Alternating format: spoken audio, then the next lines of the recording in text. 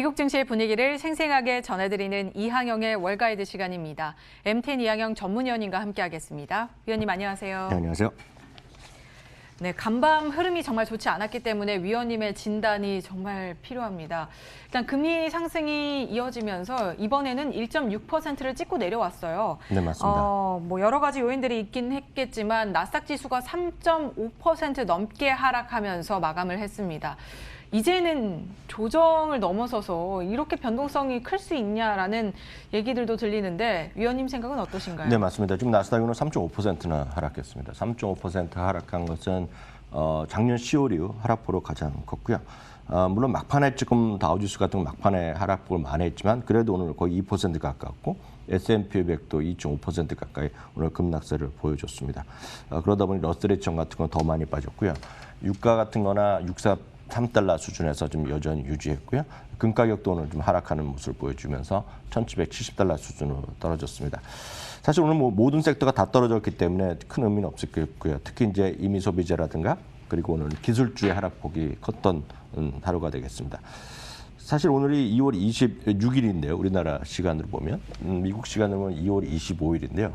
2월 25일 날 딱 1년 전에 무슨 일이 있었는지 아마 기억하시는 분 없을 것 같습니다. 2월 25일 날이요. 주가가 3.7%가 급락한 날입니다. 그날이 뭐냐면 사실 우리 1년 전에 보면 우리나라에서는 이제 뭐 대구검 이렇게 갖고 이슈가 많이 있었던 때거든요. 그리고 이제 중국에서 이제 그 당시에 이제 우한 바이러스라고 많이들 얘기를 했었습니다. 네. 그다음 이제 코로나 19으로 바뀌었는데요. 그때 하면서 이제 걱정들이 많았고 우리나라에서도 이제 뭐 중국 사람이 오고 뭐 그래갖고 그런 게 이슈가 많이 있었는데요.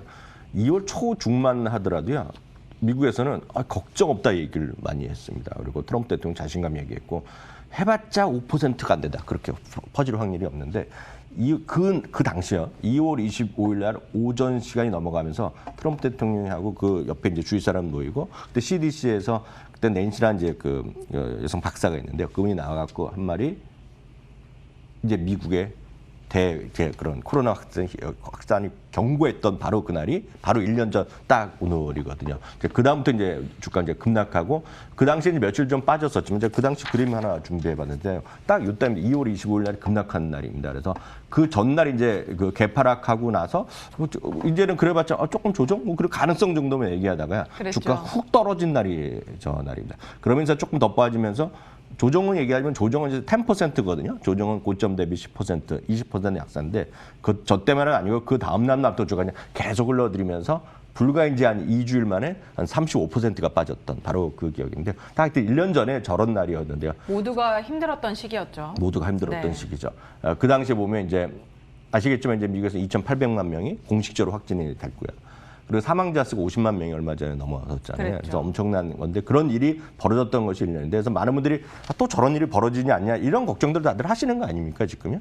그렇지만 그때는 이제 앞이 안 보일 때고 지금은 계속 말씀드리지만 앞이 이제 보일 시기라는 거죠. 물론 이제 소위 베리언트 그 뭐라고 하면 변이라 그러죠. 변이가 또 얼마나 확산될지 아무도 모르고 아직까지 이제 각 미국도 이제 기대되고 유럽도 미국도 기대되지만 이제 영국이 이제 제한을 풀기로 얘기한 거 아닙니까? 이제 조금씩 점씩 풀려고 했는데 그건 영국의 입장이고 유럽의 정상들은 약간 또 걱정되잖아요. 그래서 유럽은 아직 국경을 열 거에 대해서 아직은 아니다 얘기를 하면서 그런 분위기도 있지만 중요한 건 많은 사람들이 저 그림을 걱정하시겠지만 저 정도 가능성은 뭐 별로 없다라고 일단 이해하셔야 되겠고 다만 이제 지금은 그 당시와 달리 그 당시는 금리는 막 내릴 때고 지금은 금리가 자연스럽게 좀 올라갈 때 아닙니까? 물론 네. 오늘 1.6을 찍고 왔습니다. 그렇지만 뭐 잠깐 찍은 거고요. 실제로 오늘 1.5 정도 넘어서 있는데 계속 말씀드리지만 3% 정도 이상 훅 넘어가기 전까지는 그렇게 큰 걱정 안 해도 된다라고 일단 말씀드리겠고 여하튼 중요한 것은 금리가 올라가고 인플레이션 우려가 있다면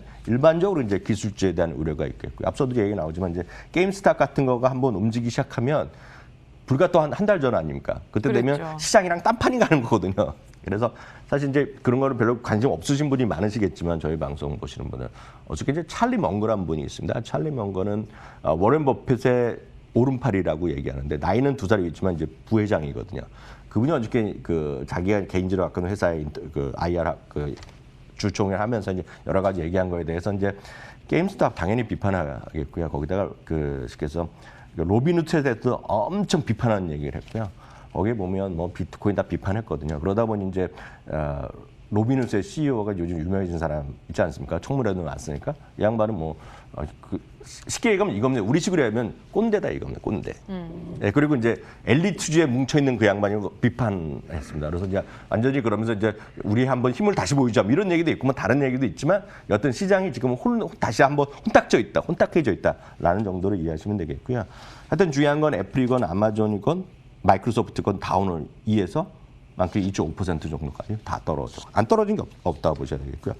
테슬라는 오늘 더 떨어졌죠. 왜냐하면 이제 요즘 가장 이제 전 세계 이제 아시겠지만 칩의 반도체 부족 많이 들으셨잖아요. 그래서 네. 뭐 우리나라도 마찬가지지만 자동차 회사 GM, 포드 이런 거. 그러니까 포드에서 가장 인기 차종이 그 미국에서 트럭 라인들이잖아요. 트럭 라인도 지금 주식 쉬고 있는데 지금 모델 3도 한 2주 정도 캘리포니아 공장이 2주 정도 쉰다고 얘기했기 때문에 오늘 더 떨어졌죠. 오늘 다시 7% 이상 떨어진 것이 오늘 테슬라의 모습입니다. 네. 뭐 이럴 때 다시 담아야 되나 생각하시는 분들도 많은데 일단 금리가 오르면서 시장이 전반적으로 약세를 보이기 때문에 다소 조심스러운 그런 접근이 됩니다. 월가에서는 이런 금리 급등에 대해서 어떤 시각들을 보이고 있을까요? 뭐든지 주식도 마찬가지, 채권도 마찬가지지만 금리가 급등과 급락을 반복하면 주가 자체, 채권 자체에다 엄청나게 왔다 갔다 변동이 커지면 사람들이 멈칫하게 돼 있습니다. 이거 좀 안정돼야 뭘 살 거 아닙니까? 그렇기 때문에 지금 그런 얘기들이 많이 있습니다. 에버코와 IS의 수석 투자 전략가도 그런 얘기를 하고 있는데요. 채권 시장이 큰 혼란을 갖고 있다는 거죠. 그렇기 때문에 균형감을 찾을 때까지는 좀 기다릴 수밖에 없다는 얘기하고 있고요. 10년물의 금리가 1.6%가 오늘 찍고 왔습니다. 뭐 1.5 언저리인데 딱 이 수준이 어느 수준이냐면요. 지금 오늘 현재 S&P 500을 한 번에 사면 받을 수 있는 예상 배당 수익률이 딱 1.5, 1.6 사이에 있거든요. 네. 물론 예상이지만. 그러니까 지금 수준은 그 수치로만 말씀드리면 주가가 안 움직인다고 전제하에서 보면 채권이나 주식이나 별로 차이가 안 나는 거예요. 수익률 차이가 나지 않는 거죠? 네, 그러니까 네. 주가 움직이지 않는다는 전제에서 말씀드리면 떨어질 수도 있고 올라올 수 있지만 그러면 그 정도 1.5%에 만족하는 분들이 있다 그러면 뭐하러 주식을 사겠습니까? 채권을 사갖고 안정적인 이자 수익을 얻겠죠. 그러니까 그런 개념이기 때문에 그렇게 보면 그래서 그걸 주식의 프리미엄이라고 좀 그런 그 학문적으로 얘기하는데 그 주식의 프리미엄이 적어지는 수준이거든요. 이 수준이. 그래서 과거에 보면 이게 왜 그러냐면 작년에 전체적으로 배당에 대한 메리트가 적어졌기 때문에 그러는데 올해 이제 배당이 늘어날 거로 보고 있지만 여하튼 그런 수준이다라고 보셔야 되겠습니다. 그러면 이런 질문에 대해서 그럼 여태까지 과거에는 어땠냐 그러면 과거에도 항상 보면 금리나 이런 배당 수익률이 주가의 배당 수익률이 이렇게 높고 낮은 게 큰 의미는 없었어요. 왜냐하면 항상 보면 배당 수익률보다는 주가가 더 올라갈 길 기대했기 때문에 큰 의미는 없지만 교과서적으로 보면 딱 이런 걸 얘기하는 사람이 있다라고 이해하셔야 되겠고요. 그 오한다에서도 이런 비슷한 얘기하고 있습니다. 주식시장이 당분간 채권 시장의 동향에 따라서 예민하게 움직일 수밖에 없다고 보이고 있고요. 그렇기 때문에 이번 주 아마 오늘 밤까지 가면 아마 전부 다 나스닥 포함해서 2주 연속 나스닥은 특히 2주 연속 하락할 것 같은데요. 그러다 보니 산업재와 금융주만 지금까지 오늘까지 플러스인데 뭐 오늘 밤에 어떤 일이 벌어질지 모르겠지만 다만 투자자들은 지금 그렇기 때문에 여전히 리츠나 금융주나 유틸리티 이런 쪽에 좀 관심이 가고 있다라고 이해하시면 되겠습니다. 네. 전반적으로 기술주에는 인플레이션이 부담을 줄 수 있기 때문에 계속해서 그런 뭐 하방 압력을 주는 모습이고요. 2주 연속 나스닥 지수 하락하는 흐름이 나타나고 있습니다. 자, 경제 지표에 대해서도 체크를 해봐야 될 텐데 사실 경제 지표가 이날 장에는 큰 영향을 주진 못했어요. 실업 지표가 발표가 됐죠. 맞습니다. 오늘 경제 지표 나쁘지 않았습니다. 신규 실업 청구 건수가 73만 건이 났습니다. 계속해서 80만 건 이상이 계속 나왔고 예상보다 많이 나와서 문제였었는데요. 이번엔 84만 건이었는데 73만 건으로 나왔기 때문에 생각보다 괜찮았습니다. 그렇지만 늘 말씀드리지만 고용시장에 대해서는 기대할 것이 별로 없다라고 이해하시면 되겠고요. 그래서 고용시장에 따라서 뭐 이것 때문에 좋아지고 나빠질 일은 별로 없다고 보셔야 되겠고요. 다만 우리가 의미 있는 것은 그렇지만 시장이 반영 안 된 것은 내구재 주문입니다. 내구재 주문은 계속 말씀드린 자동차나 이런 것들이거든요. 내구재 주문이 오늘 3.4%가 전월 대비 늘어났는데요. 이 수준은 작년 7월, 6월, 7월 이후 최고 수준입니다. 그만큼 기대하는 심리는 꽤 있다. 라고 일단 이해하시면 되겠습니다. 네, 지표는 이날 나쁘지 않았다라는 점, 실업수당 청구 건수가 예상치를 하회하는 그런 흐름들이 나타났습니다. 자, 오늘 같은 날 주목할 만한 건 뭐 금리 상승 외에 또 어떤 것들이 있었을까요? 앞서도 얘기가 나왔는데 이제 트위터죠. 트위터의 그 창업자 겸 CEO는 그 유명한 잭 도시 아닙니까?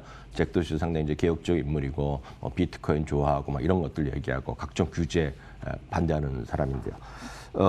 IR, 그러니까 인베스터 데이라고 해갖고요. 투자자들 모여서 얘기도 하고 질문하고 공식적으로 하는 장식. 물론 이거 오프라인에서 직접 안 하고 요즘은 다 이제 화상으로 하죠. 오늘도 역시 화상으로 했는데요. 4년 만에 오늘 IR 행사를 한 거가 되겠고요. 특히 2013년이니까 이게 상장했는데 장기 목표를 제시한 건 오늘 처음입니다. 그래서 그만큼 오늘 관심을 쭉 지난주부터 계속 관심을 끌었는데요. 핵심은 이거거든요. 2023년까지요. 일간 활성화 사용자 수를 3억 5천만 명 얘기했고요. 매출은 이제 2배를 얘기한 겁니다. 그러면서 오늘 주가가 이제 4, 5% 정도 올라갔죠. 사실 오늘 더 올라갔었는데 오늘 분위기에 따라서 4, 5%에 멈칫했고요. 사실 뭐 이제 이 잭도시가 이것뿐만 아니라 스퀘어도 갖고 있지 않습니까? 스퀘어가 이제 대표적으로 이제 비트코인이라든가 캐시제비 서비스를 이제 파괴적 혁신을 하는 대표적인 핀테크의 어떤 주목받는 회사인데요. 최근 들어서 이제 주가가 특히 비트코인을 더 많이 샀다고 해갖고 이제 비판받으면서 이제 떨어졌는데요. 구겐하임에서 오늘 또 오히려 투자 의견을 올려놨으면서요. 288달러를 목표 주가를 제외했고요. 어제였죠. 어저께 화요일 날은 이제 또 하나 이제 그 SNS 기업인 스냅이요. 스냅은 이제 사상 처음으로 IR을 했거든요.